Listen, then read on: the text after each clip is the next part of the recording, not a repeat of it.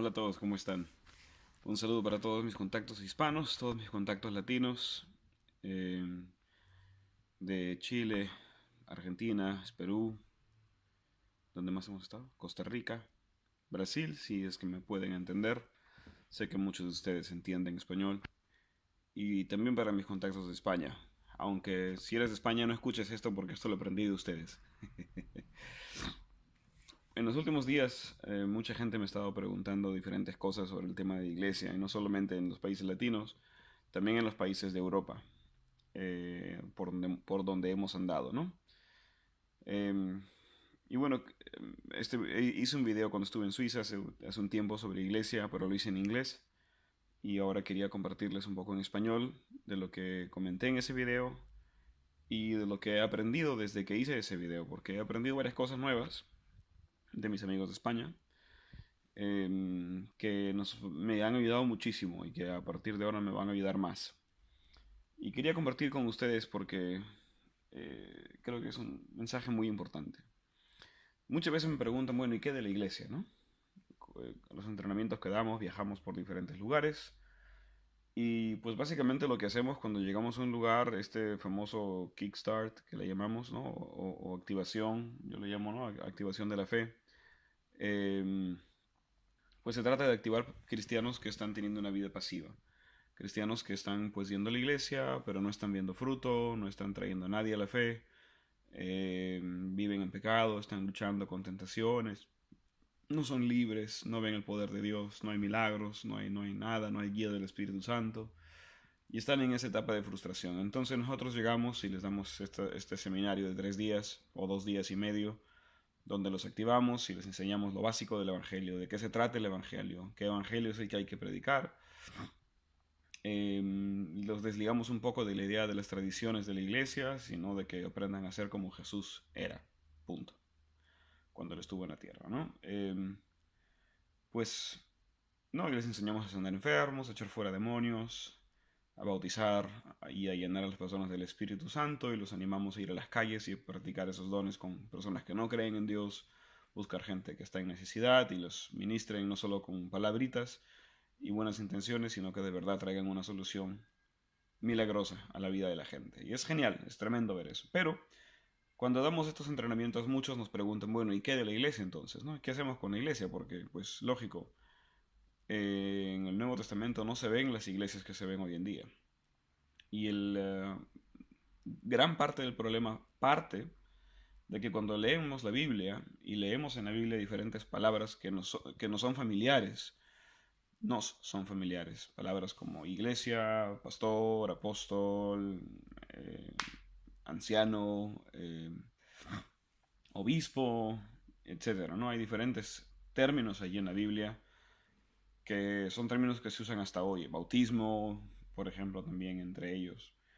Eh, entonces, el problema está que cuando leemos esos términos, los interpretamos con la imagen actual de las cosas. Si leemos iglesia, pensamos en una iglesia como las que son ahora. ¿Qué cosa? Un templo. Un templo que tiene adentro del templo hay alguien que es el jefe, o el líder, o el encargado, o como le quieras llamar. Cada religión tiene lo suyo, a su manera y a su forma. Tenemos un cierto séquito o un cierto nivel de personas que están a cargo de las funciones primordiales de ese templo. Y tenemos la gran masa de gente que va a recibir lo que los líderes o el líder principal han preparado. Entonces, cuando lo leemos en la Biblia Iglesia, pensamos en eso, ¿no? Si somos evangélicos, diremos, ah, bueno, el pastor y la junta de ancianos, ¿no? O los ancianos, el presbiterio de la iglesia. Si somos católicos, pensaremos, bueno, en el sacerdote y pues no sé qué más, ¿no? O los arzobispos, sabe Dios, ¿no? Las cosas que la iglesia católica tiene. Si eres, pues, protestante, tendrás otra estructura. Si eres, pues, de la rama que seas, tendrás otra cosa en mente. Pero en general, lo que se comparte es un templo y un hombre especial que se supone que tiene que darte todas las instrucciones. Ahora, cuando lees tú en la Biblia la palabra iglesia, ¿se refiere a eso? ¿O será que se refiere a otra cosa? Cuando leemos en la Biblia la palabra iglesia, eh, no se refiere a eso, no se refiere a un templo. Cuando leemos en la Biblia la palabra iglesia, se refiere a un grupo de gente. Claro, no cualquier grupo de gente, un grupo de gente que estaba haciendo ciertas cosas especiales. ¿Cuáles? Cuando Pablo dice, ¿no? Pablo usa mucho esa palabra. La primera vez que aparece esta palabra, aparece en la boca de Jesús. Cuando Jesús tenía a sus discípulos, ellos no entendían bien quién era él precisamente. Pasados 2 años y medio de su ministerio, él los confronta con esa idea, pregunta, ¿quién creen ustedes que yo soy? Hay una bonita historia alrededor de eso, pero yendo al grano, Pedro le dice, tú eres Cristo, tú eres el Mesías, el Salvador, ¿no? Eso sí, Cristo, el Hijo del Dios viviente, el ungido. Y Jesús le dice, lo que me acabas de decir no te lo reveló ninguna persona, sino te lo reveló el mismo Espíritu de Dios. Y le dice, aunque tu nombre es Pedro, que es piedra, ¿no? Aunque tu nombre es piedra, sobre esta roca voy a edificar mi iglesia. Refiriéndose, creo yo, quizás a la declaración de Pedro. Pero Jesús dijo, no, yo edificaré mi iglesia. Y luego más adelante vemos pues a Pablo trabajando, viajando, ¿no? Viajando por Asia, por el Medio Oriente, por Europa, por el mundo conocido de entonces, ¿no? Por Grecia, Roma, toda esa zona, España. Y Pablo dice, pues, habla mucho de la iglesia, ¿no? Y escribe cartas, ¿no? A la iglesia de Éfeso, carta a la iglesia en Corinto, a la iglesia, a las iglesias de la provincia de Galacia, a la iglesia en Roma, etcétera. Ahora, la Biblia en general habla de iglesia como un determinado grupo de discípulos que funcionan en determinada zona. La iglesia de Cristo, refiriéndose a todos los discípulos a nivel mundial que están sometidos al liderazgo de Cristo. O la iglesia de Galacia, por ejemplo, era una provincia donde había muchas ciudades y cada ciudad tenía diferentes iglesias, entonces grupos de discípulos. Entonces las iglesias de Galacia, o más específico la iglesia de Corinto, Corinto era una sola ciudad, o más específico aún la iglesia que se reúne en la casa de tal y tal y tal y tal. Eh, entonces iglesia más que nada no era una institución, ni tampoco era un templo, eh, era el grupo de discípulos sometidos a Cristo en determinada zona, que tenían comunión unos con otros y se reunían. Ahora, pensamos en reunirse, porque vemos que Pablo decía, ¿no? La iglesia que se reúne en la casa de fulano, o en Corinto él decía, cuando se junten como iglesia, no beban y coman demasiado. Si quieren hacer eso, háganlo en su casa. O sea, que parece que sí había, al menos en Corinto, cierto concepto de un lugar especial donde reunirse quizás. Pero no en Jerusalén, donde ellos simplemente iban al templo, pero no era el templo, no era un templo de iglesia, era el templo, era como decir la plaza de armas, porque el templo era un lugar un lugar social, como una plaza. Estaba el templo allí, pero en el templo solo entraba el sacerdote. Había ciertos lugares del templo donde la gente podía llegar, pero generalmente el lugar donde ellos se juntaban era la parte pública. Ahí predicaban, tenían compañerismo y comían juntos en las casas todos los días. Hechos 2, Hechos 4. Entonces, cada lugar, cada ciudad, cada cultura tenía una costumbre distinta. Pero el factor común era que todos eran discípulos, todos hacían la voluntad de Cristo, estaban sometidos al liderazgo de Cristo, eh, y se reunían, como Hebreos 10 dice, ¿no? No dejan de reunirse para animarse unos a otros, para estimularse al amor, a las buenas obras, dice la palabra en otra parte. Entonces, el reunirse tiene un objetivo, y el objetivo no es reunirse, nos reunimos para algo. Entonces la pregunta es ¿para qué? ¿Quiénes se reúnen? ¿En dónde? Pues la Biblia no da instrucciones sobre eso.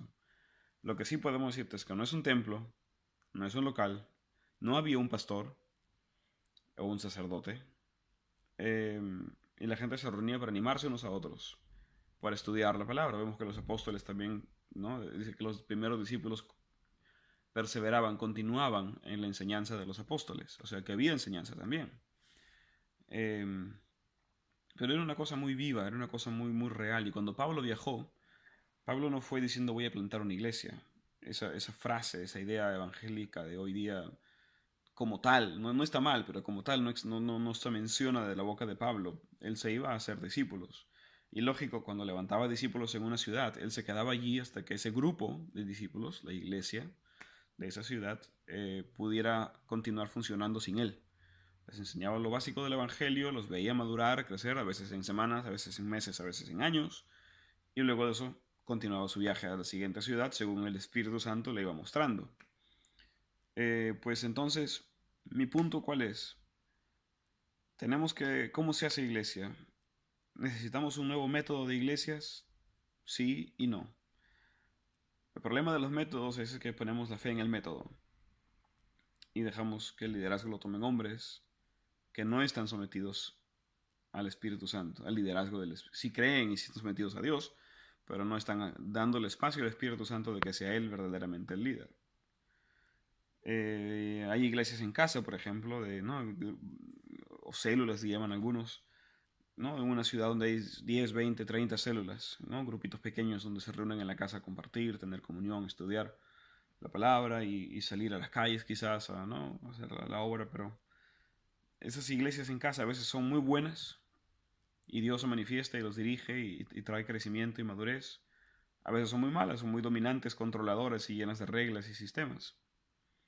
Hay iglesias grandes que, pues, por lo general convierten indirectamente a la gente en gente muy pasiva, donde las personas pues vienen pero se sientan a consumir el producto, lo que la gente ha preparado para ese fin de semana y luego se van a su casa a tratar de mantenerse entusiasmados con el Evangelio, con lo que aprendieron ese fin de semana, si lo recuerdan. Hay iglesias grandes donde sí se vive el verdadero evangelio con libertad y con fruto y la gente es responsable de hacer su obra en el reino de Dios y no solamente como congregación.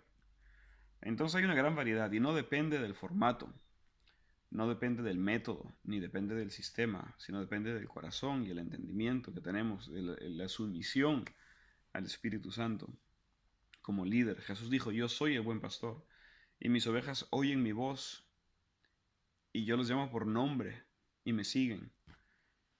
Y es algo muy curioso la supereminencia que se le ha dado hoy día a los pastores. Y esto lo aclaro especialmente para mis amigos en Sudamérica, donde entre los evangélicos de Sudamérica hay mucho, mucho, mucho, mucho, ¿qué puedo decir? Exaltación o sometimiento a los pastores. Hay pastores buenos, hay pastores malos, hay de todo. Y no estoy juzgando a los pastores porque, pues, yo mismo tuve la oportunidad de ser pastor un tiempo y tengo muchos amigos míos que son pastores. Hablando del pastor, que es como se conoce ahora, ¿no? El pastor tradicional. No me enfoco en eso, sino me enfoco en qué es lo que dice la palabra. Porque podemos pensar y analizar cuál es el mejor método, pero no se trata de un mejor método, se trata de lo que la palabra dice. ¿Qué dice la palabra? ¿Cómo quiere Dios que hagamos las cosas? No todo está escrito, lógicamente, pero algunas cosas sí, cosas básicas y vitales que tenemos que discernir. Pues en la Biblia, curiosamente, se menciona la palabra pastor una sola vez. Sé que muchos se sacan cara el texto de Hebreos 13, ¿no? Someteos a vuestros pastores, ¿no? Que ellos velan por vuestras almas. Obedeced a vuestros pastores. Hay mucho que decir de esos textos, pero rápidamente solo me enfoco en una palabra. Gracias a Dios, hoy en día tenemos en internet la Biblia en griego, en el texto original como fue escrito. Y podemos fácilmente buscar esas Biblias en el texto original y ver su traducción literal. En Hebreos, la palabra puesta ahí no fue pastor, fue, ¿cómo se podría decir? Literalmente traducidos como precursor o la persona que fue antes que tú. ¿Cómo podría ser esto? El precaminante o el que fue antes, el que caminó antes, el que anduvo antes que tú. Hablando de las personas que nos disipulan, las personas que nos entrenan. Y curioso que está en plural, porque en las iglesias de esa época, que ya expliqué qué cosa era iglesia, no era un templo, eran simplemente grupos, comunidades de discípulos.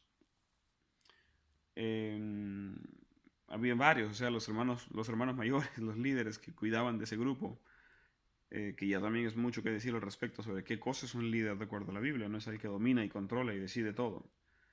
Pero bueno, está hablando de Hebreos 3, habla de gente que guía, que muestra el camino porque ya lo recorrieron, a los bebés, a los nuevos, que están recién aprendiendo a caminar con Dios.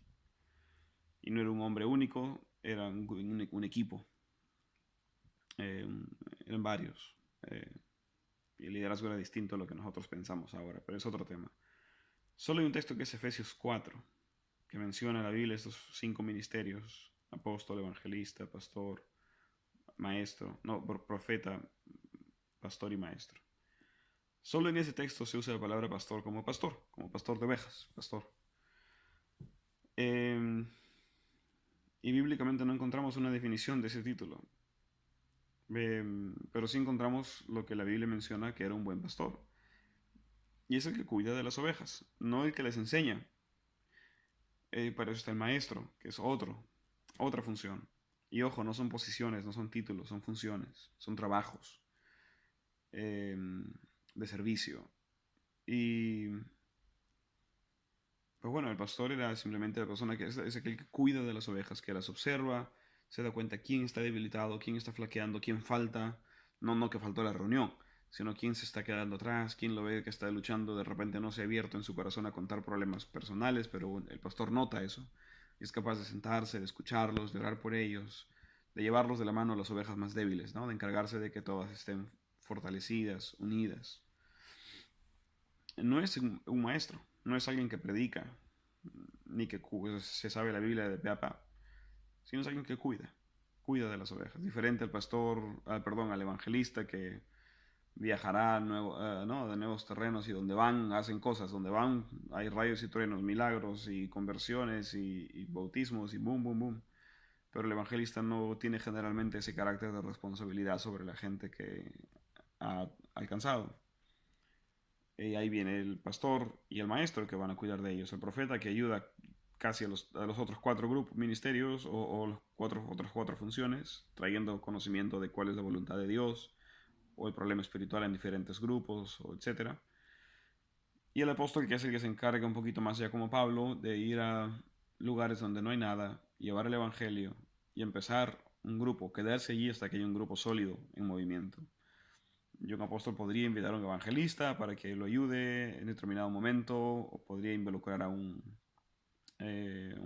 pastor para que lo ayude a cuidar de las ovejas que va juntando, un maestro que les enseñe.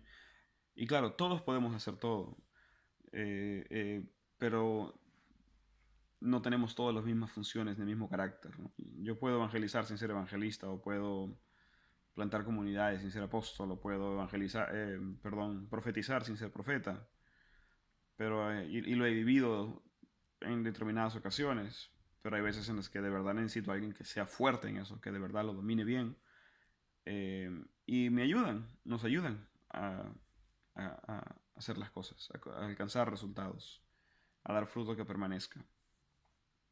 Pues entonces, bueno, estoy tocando muchísimos puntos, pero para darles una idea, ¿no? De lo que no debemos, en lo que no debemos concentrarnos. El punto clave, y esto es lo que aprendí de mis amigos de España, es que la gente, nosotros, cualquiera sea tu realidad, cualquiera sea la comunidad en la que trabajes, o la cultura en la que estés, eh, si me conoces es porque te he enseñado a ir a las calles, a presentar el Evangelio, a bautizar y todo eso. Pero hay una cosa más que es muy importante, y es asumir una responsabilidad por la gente que hemos alcanzado. Si están en una zona geográfica razonable, cerca a ti, es importante que tengas comunión con esas personas, y no solo comunión, sino que definamos las cosas, que le digas, bueno, mira, quiero hacerme responsable de ti hasta que puedas caminar tú solo con Cristo. El objetivo de todo discípulo es que no nos necesiten, algún día que puedan, como un hijo, ¿no? Que algún día salgan de la casa y tengan su propia familia. Pero un hijo no tiene una familia desde el momento de nacer, tiene un periodo de leche, un periodo de papilla, un periodo de alimento, de entrenamiento, del carácter, del corazón, de la fuerza física, de capacidad mental, tienen que estudiar y todo eso. Ahora, hacer un discípulo no toma tanto tiempo como ser un ser humano, pero es básicamente esa la idea, de que cada uno de nosotros podemos asumir la responsabilidad cuando tenemos a alguien nuevo ante nosotros. Decirle, bueno, mira, yo quiero llevarte de la mano, descubrir juntos, si es que no lo sé todo, pero descubrir juntos y llevarte de la mano hasta que ya no me necesites, puedas tú entender la palabra por ti solo, y siempre estaré aquí como referencia, siempre me puedes buscar, siempre te ayudaré, pero mi objetivo es que no me necesites, que llegue un día en el cual tú puedas caminar por ti mismo y entrenar a otros como yo te entrenaré ahora a ti. Pero tiene que haber esa responsabilidad. Sin eso hay mucho fruto, pero el fruto a la larga se pudre en los cestos, en las canastas, y no llega a multiplicarse. Y esto es algo vital, es simple, pero es importante. ¿Cómo hago un discípulo? Pues bueno, la manera más práctica, y claro, aquí estoy hablando lo he vivido, lo he vivido muy poco porque este año he estado viajando mucho y no he tenido estabilidad aquí en mi casa. Aunque hay un grupo grande aquí que sí se ha quedado y que sí está dando fruto y el año pasado sí pude discipular. Pero pues básicamente lo que he vivido yo y lo he visto en otros y lo veo en la palabra es comer juntos, tener comunión unos con otros. Si nos sentamos a la mesa a comer, y comer es una parte muy vital del Evangelio. La última cena, comida. Jesús, ¿dónde iba? A las casas. ¿A qué? A comer. Y eso, claro, en la tradición judía tiene otros significados muy profundos, pero eh, comer era siempre el lugar donde Jesús compartía y enseñaba y evangelizaba. Así es que el comer juntos tiene algo muy, muy, muy vivo y muy vital y se puede celebrar la Santa Cena juntos eh, y tener comunión y conocernos y hablar del Evangelio, de la vida, de las preguntas que cada discípulo tiene, porque cada discípulo tiene una realidad distinta, tiene una mentalidad diferente, tiene un pasado diferente, diferentes fortalezas, debilidades. Y es importante para mí, en lo que yo he podido observar, cooperar con el Espíritu Santo. A veces tenemos un método, ¿no? Yo quiero primero llevarlo a la calle que aprendas a andar enfermos. Puede ser que eso sea por donde debas empezar. Pero de repente Dios, que lo conoce más que tú, ve que no es por ahí, que de repente tiene que empezar por el corazón o por el conocimiento de la persona de Jesús o quién sabe. Así es que es muy importante para los que discipulamos que estemos conectados con el Espíritu Santo y sepamos qué cosa es lo que el Espíritu quiere para esa persona. Así es que, pues hasta ahí nomás, no quiero decir más cosas. Claro, de este mensaje te saldrán 20.000 preguntas más.